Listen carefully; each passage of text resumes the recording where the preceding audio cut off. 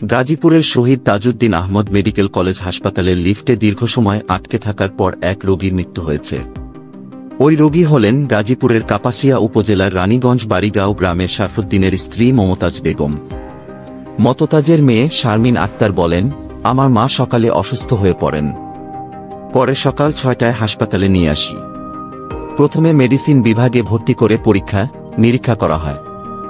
সেখানে পরীক্ষার পর জানা যায় হার্টের কিছু সমস্যা দেখা দিয়েছে। পরে হাসপাতালের 11 তলা থেকে 4 তলার হৃদরোগ বিভাগে নেওয়ার কথা বলে। লিফটে উঠলে 9 তলার মাঝামাঝি হঠাৎ বন্ধ হয়ে যায়। এ সময় আমি, আমার মামা, ভাইসহ কয়েকজন মাকে নিয়ে ভেতরে ছিলাম। আমাদের দম বন্ধ হয়ে যাচ্ছিল। আমরা লিফটে থাকা 3 জন লিফটম্যানের নম্বরে কল দিই। তারা গাফিলতি করেন। ফোনে আমাদের সঙ্গে খারাপ ব্যবহার করেন।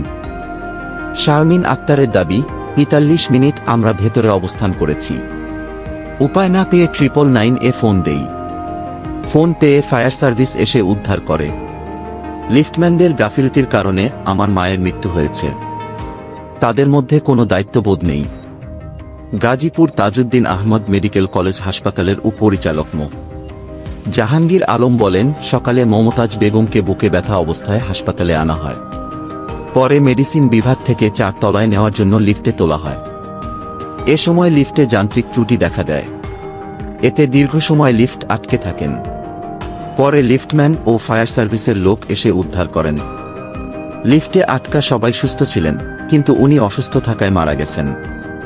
বিষয়টি তদন্ত করা হবে।